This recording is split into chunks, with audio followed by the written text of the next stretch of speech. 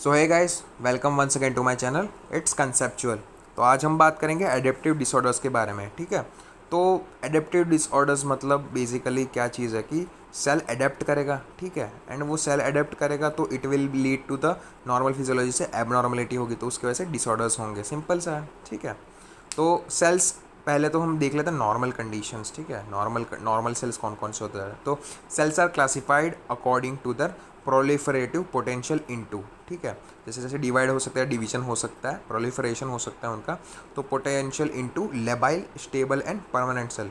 तो labile cells की definition पढ़ते हैं, that is the these are continuously dividing cells which pass directly from M to G one phase. ठीक है, तो दैट इज मतलब कंटिन्यूस डिवाइड होते रहता है time to time. That is epidermis of skin, surface epithelium of GIT and haemopoietic cells. ठीक है, तो जो बार बार डिवाइड होते रहे, that is the labile cells. फिर स्टेबल सेल कौन से होंगे? These are quiescent, that is G0 stage में ही वो होंगे। ठीक है, they can divided when activated, मतलब G0 से वो क्वेश्चन स्टेज में, फिर अगर उनको दे कैन डिवाइडेड व्हेन एक्टिवेटेड, मतलब जो एक्टिवेट करेंगे या फिर कोई डैमेज होगा तभी वो डिवीजन शो करेंगे। ठीक है, that are the hepatocytes, renal tubular cells, mesenchymal cells and glandular cells. ठीक है, तो जो लेबाइल सेल्स थे वो M1 से G1 फेज में कंस्टिट्यूएंटली या फिर फ्रीक्वेंटली जा रहे थे, एंड स्टेबल सेल्स जब डैमेज होंगे तब फिर से डिवाइड होंगे, एंड क्वेश्चन स्टेज मतलब G0 स्टेज से बाहर आके वो डिवीजन करेंगे। Okay, and the third category cells are the permanent cells, they cannot undergo mitotic division at all. ठीक है, एंड उनके एग्जाम्पल है कौन कौन से? That is the neurons, cardiac muscles and skeletal muscle cells. ठीक है, अब types of adaptation. Okay, that is the atrophy, hyperplasia, hypertrophy and metaplasia. तो मैंने आपको इंट्रोडक्शन में ही इंजरी, सेल इंजरी के इंट्रोडक्शन में ही ये सब टर्म से करवाया था इंट्रोडक्शन। दैट एट्रोफी मतलब डिवीजन का लॉस हो जाना, हाइपरट्रोफी का मतलब सेल्स की साइज का बढ़ जाना, हाइपरप्लेजिया का मतलब सेल का नंबर बढ़ जाना, एंड मेटाप्लेजिया मतलब वो बोलते हैं रिवर्सिबल, जो चेंज हो जाता है सेल में वो हो जाता है। ओके, तो हम आगे अभी डिटेल में ये सब देखेंगे। ओके, तो फर्स्ट ले लेते हैं, that is the hypertrophy. That is the, मैंने अभी क्या बोला, that is increase in size of cells, that is it will cause the increase in size of the organ. अब कॉज कौन कौन से हो सकता है? That is increase the functional demand की वजह से वो हाइपरट्रोफी शो कर सकता है, या फिर स्टिमुलेशंस बाय हार्मोन और ग्रोथ फैक्टर की वजह से। अब मैकेनिज्म क्या है?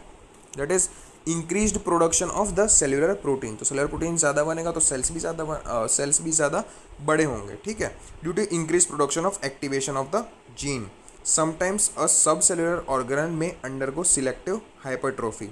ओके, एग्जाम्पल कौन सा है? That is patients on barbiturates show hypertrophy of smooth endoplasmic reticulum in the hepatocytes. Okay, तो जो पर्सन बार्बिचुलेट्स लेते हैं तो उनका स्मूथ एम्प्टोप्लाज्मिक रेटिकुलम हिपेटोसाइट्स में बढ़ जाता है। ठीक है,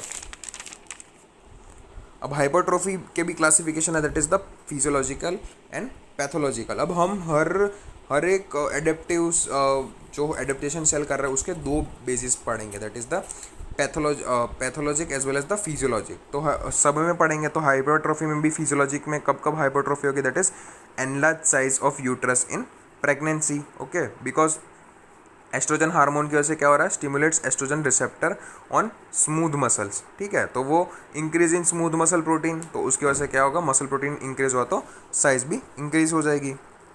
second is the skeletal muscle hypertrophy in body builders, मतलब ज़्यादा हम बाइसेप्स बनाएंगे या फिर चेस्ट बनाएंगे या फिर ट्राइसेप्स बनाएंगे, तो उससे हम बार बार क्या करेंगे कि स्केलेटल मसल उसकी हाइपरट्रोफी हो जाएगी जिम करने से। And hypertrophy of breast during lactation, तो मतलब ब्रेस्ट का साइज बढ़ जाता है during the lactation, that is also the physiological hypertrophy. Okay, अब पैथोलॉजिकल हाइपरट्रोफी है वो तीन क्लास में सब डिवाइडेड है, that is the cardiac, skeletal and smooth muscle hypertrophy. तो मैंने नीचे एक टेबल बना रखा है, एरो से दिख रहा होगा आपको। ठीक है, तो पहले देख लेते हैं, that is the cardiac muscle hypertrophy. तो pressure load in disease like hypertension, contraction of aorta और volume load like valvular disease और कार्डियोमायोपैथी, फैमिलियल, वायरल और टॉक्सिक मेटाबॉलिक। मतलब ये कार्डियक मसल हाइपरट्रॉफी कब कब होगी, दैट इज हाइपरटेंशन या फिर कंट्रैक्शन ऑफ अरोटा में, या फिर कोई वैल्वुलर डिजीज मतलब कोई वाल में कोई दिक्कत आ गई, या फिर कार्डियोमायोपैथी मतलब वायरल भी हो सकता है, फैमिलियल भी हो सकता है, मेटाबॉलिक कार्डियोमायोपैथी हो सकता है, या फिर टॉक्सिक कार्डियोमायोपैथी हो सकता है। तो ये सब में कार्डियक मसल हाइपरट्रॉफी होगी। दैट इज फिर से देख लेते हैं, that is valvular disease, cardiomyopathy, familial, genetic, viral या टॉक्सिक हो सकती है, एंड प्रेशर लोड या फिर hypertension. Okay, skeletal muscle skeletal muscle hypertrophy as a compensatory reaction following the loss of atrophy of surrounding muscles due to myopathic और neuropathic disorder. अब myopathic और neuropathic disorder तब क्या होगा, तब it will act as a compensatory, मतलब compensate करने के लिए, लॉस को कॉम्पनसेट करने, तो loss the atrophy of the following muscle. मतलब कोई भी मायोपैथी या फिर न्यूरोपैथिक डिसऑर्डर हुआ तो उसको कॉम्पनसेट करने के लिए ये स्केलेटल मसल हाइपरट्रॉफी हो जाएगी। Muscle fibre will be abnormal in pathologic hypertrophy, मतलब मसल फाइबर जो होंगे वो एबनॉर्मल टाइप्स की तरह से ग्रो कर जाएंगे। स्मूथ मसल हाइपरट्रॉफी में it is of the bladder wall due to increase resistance of the outflow. ठीक है, तो स्मूथ मसल में कहा कि ब्लैडर वॉल में ड्यू टू इंक्रीज रेजिस्टेंस, मतलब आउटफ्लो हो ही नहीं रहा। ठीक है, तो उसकी वजह से जो ब्लैडर का वॉल का साइज है वो बढ़ जाएगा। ठीक है, that is known as the smooth muscle hypertrophy. Example कौन कौन से, that is in case of enlarged prostate, तो उसकी में जो ब्लैडर वॉल हो गए वो इंक्रीज हो जाएगी। तो कार्डियक मसल हाइपरट्रॉफी में that is hypertension, valvular disease and जो कार्डियोमायोपैथी, स्केलेटल मसल में act as a compensatory reaction for the loss of atrophy of surrounding muscles. ठीक है, एट्रोफी मतलब जो डिवीजन नहीं कर पाते मसल सेल, उनको कॉम्पनसेट करने के लिए हाइपरट्रॉफी हो जाती है। एंड स्मूथ मसल में ब्लैडर वॉल का साइज बढ़ जाता है, सिंपल है। ठीक है, अब हाइपरट्रोफी की हाइपरप्लेजिया की बात करते हैं। सॉरी, हाइपरप्लेजिया मतलब क्या होता है। ठीक है, तो increase in number of cells, पहले हमने देखा it was the increase in size and this is the increase in number of cells. It take place if cell population is capable of dividing. Okay, mechanism consider that is result from growth factor induced proliferation of mature cells. ठीक है, तो वो mature cells का proliferation या फिर division करेगा।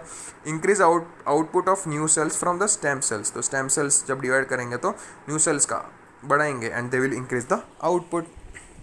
Okay, and that is, इसके भी दो है, that is physiologic and pathologic. तो हाइपरप्लेजिया में सेम एग्जांपल है सच एज हाइपरट्रोफी, मतलब enlarge size of uterus and breast का ड्यूरिंग लैक्टेशन। पैथोलॉजिक हाइपरप्लेजिया में that is hormonal excess, endometrial and prostate and certain viral infection such as what's that is caused by papilloma virus. Okay, in compensatory hyperplasia that is regeneration of liver, kidney and marrow hyperplasia. Okay, ठीक है, अब next आते हैं that is the metaplasia पे। तो metaplasia क्या है, तो it is a reversible change. ध्यान से समझिएगा बिकॉज मेटाप्लेजिया कभी कभी अलग से भी पूछ लिया जाता है। ठीक है, और लोगों को मेटाप्लेजिया समझ में नहीं आता बिकॉज वर्ड थोड़ा सा अजीब है। So it is a reversible change in which one differentiated cell type, ठीक है, is replaced by the another cell type. मतलब कोई भी एक सेल टाइप हो तो उसको रिप्लेस कर देंगे दूसरे टाइप पे, and it is a reversible change, आप याद रखिए। ठीक है, reversible change. Mechanism due to reprogramming of the precursor cells present in the normal tissue. अगर प्रिकर्सर रीप्रोग्राम हो जाएगा तो सिंपल सी बात है कि वो ऐसे ही प्रिकर्सर जैसा होगा वैसे ही सेल्स प्रोड्यूस करेगा, सिंपल है। तो अगर प्रिकर्सर ही चेंज हो गए तो फिर जो नेचर ऑफ द सेल था पहले वो भी चेंज हो जाएगा, सिंपल सी बात है। Differentiation into a new cell lineage, ठीक है, and occurs due to signal generated by cytokines, growth factors, etc. ठीक है, तो due to reprogramming of precursor cells and differentiation of new cell lineage, and it is generated by cytokine and growth, several cytokines and growth factors. Okay, अब main that is the epithelial metaplasia and mesenchymal metaplasia. Okay, तो हम ऐसे बात करेंगे। ठीक है, तो epithelial metaplasia में दो एग्जांपल है, that is the squamous metaplasia and columnar metaplasia. अब मैं स्क्वेमस मेटाप्लेजिया की बात करूंगा और एग्जांपल देखूंगा, तब आपको समझना है कि ये जो भी था वो पहले जो नॉर्मल था उसकी एपिथेलियम वो तो था, अब वो कन्वर्ट कहाँ हो गया, स्क्वेमस मेटाप्लेजिया में। स्क्वेमस मेटाप्लेजिया में वो स्क्वेमस में कन्वर्ट हो जाएगा, फिर कोलुमिनर मेटाप्लेजिया में वो कोलुमिनर में कन्वर्ट हो जाएगा। ठीक है, ओके। तो स्क्वैमस मेटाप्लेजिया की एग्जांपल देख लेते हैं, ठीक है। तो स्क्वैमस मेटाप्लेजिया में वो कन्वर्ट हो जाएंगे नॉर्मल जो हो रहे थे उससे। तो ब्रोंकस में डैमेज बाय अगर स्मोकिंग एंड एयर रिटेंट्स हम कंटिन्यूस ले लेंगे तो that will cause the squamous metaplasia, ठीक है। यूट्राइन सर्विक्स में क्रॉनिक इन्फ्लामेटरी रिएक्शन होगा या फिर एंडोसर्वाइकल रिएक्शंस होंगे तो उसकी वजह से स्क्वैमस मेटाप्लेजिया हो जाएगा। फिर गॉल स्टोन्स की वजह से गॉल ब्लैडर में स्क्वैमस मेटाप्लेजिया हो जाएगा। And renal calculi renal pelvis में अगर हुआ तो it will also cause in squamous metaplasia, okay. And second one is the columnar metaplasia, तो मतलब रिवर्सिबल चेंज हो गया due to columnar epithelium, okay. That is उसका main example is the Barrett's oesophagus. तो बेरेट्स ईसोफेगस में क्या है, that it is a serious gastro oesophageal reflux disease damage to the lower portion of the tube. And और एक example है that is the intestinal and gastric metaplasia, okay. तो epithelial metaplasia को या फिर एपिथेलियल मेटाप्लेजिया को क्यों double एच स्वॉर्ड बोला जाता है, तो इट इज़ अ डबल एच स्वॉर्ड, ठीक है। तो मतलब जहाँ देखो वहाँ वो मॉडिफिकेशंस हो रहे हैं नो डाउट, बट वो मॉडिफिकेशंस भी काम के नहीं है। क्यों? Because malignant transformation in the metastatic metaplastic epithelium can occur. मतलब मैलिग्नेंट ट्रांसफॉर्मेशन मतलब it can give to the rise to the carcinoma in the metaplastic epithelium, because obvious सी बात है कि वो वेस्कुलराइजेशन की स्पेस दे रहा है। जो मेटास्टेटिक जो हो रहा है मेटाप्लेजिया हो रहा है तो उसकी वजह से जो वेस्कुलराइजेशन उसको स्पेस मिलेगी and it will cause the secondary growth tumour, ठीक है। हमने मेटास्टेसिस में देखा एंड कैन अकर। उसका एग्जांपल है that is squamous carcinoma in bronchus, ठीक है, ओके।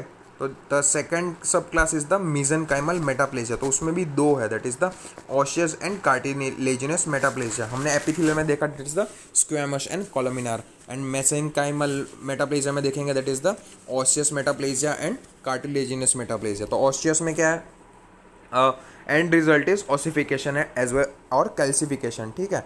तो एग्जांपल एट्रियल वॉल, फिर मायोसाइटिस ओसिफिकेंस, कैल्सिफिकेशन हो जाएगा, occurs at the site of the injured muscles, ठीक है। तो मायोसाइटिस कहाँ होगा, occurs at the site of injured muscle. फिर और एक example that is trauma of tumour, ये फिर cartilage of larynx in elderly persons. तो ये सब में ऑसियस मेटाप्लेजिया हो जाएगा, ठीक है। मतलब कैल्सिफिकेशन या फिर ऑसिफिकेशन हो जाएगा। एंड कार्टिलेजस मेटाप्लेजिया क्या है, that is formation of cartilage takes place, ठीक है। दैट इज एग्जांपल उसका क्या है, that is healing of fractures, तो उसमें कार्टिलेजिनस फॉर्मेशन हो जाएगा। अब मेन दैट इज फिर से मेटाप्लेजिया रिवर्स कर, that is epithelial metaplasia and mesenchymal. Epithelial में कौन से example that is bronchus, uterine cervix, gallstones and renal calculi, okay. And columnar metaplasia में that is the Barrett's oesophagus and intestinal and gastric metaplasia. अब mesenchymal में osseous metaplasia में that is atrial wall ossification, फिर myositis, stroma of tumour and cartilage of larynx in elderly people. And cartilaginous metaplasia में during the fractures, ठीक है। And atrophy, अब next आ जाता है दैट इज अट्रोफी। अब डबल एच स्वॉर्ड भी क्यों कहा जाता है एपिथेलियल मेटाप्लेजिया को, because metaplasia that type of metaplasia will provide the vascularization to the tumour cells and growth of the secondary tumour. Example क्या है, that is squamous carcinoma in bronchus. अब एट्रोफी क्या है, तो atrophy it is a decrease in size और number of the cells of the organ और both और both, ठीक है। मतलब decrease in size and number of cells, ठीक है। मैकेनिज्म क्या है, that is decrease protein synthesis and increase protein degradation in the cells, okay. मतलब ऑब्वियसली बात है, जब प्रोडक्शन कम होगा एंड डिग्रेडेशन ज़्यादा होगा तो एट्रोफी हो जाएगी। तो फिजियोलॉजिक एट्रोफी में that is decrease in size of uterus after parturition, ठीक है, and brain with ageing, okay. फिर पैथोलॉजिकल एट्रोफी में क्या क्या होगा, that is disuse atrophy, nutritional starvation atrophy होगी, फिर इस्चेमिक एट्रोफी हो सकती है, न्यूरोपैथिक हो सकती है, लॉस ऑफ एंडोक्राइन स्टिमुलेशन हो सकता है, एंड प्रेशर एट्रोफी, ठीक है। तो एट्रोफी में फिर से रिवर्स करा, दैट इज फिजियोलॉजिक में साइज ऑफ यूट्रस पार्चुरेशन के बाद and brain size with the elderly age. Pathologic में that is disuse atrophy, nutritional, neuropathic, loss of endocrine stimulation and pressure atrophy.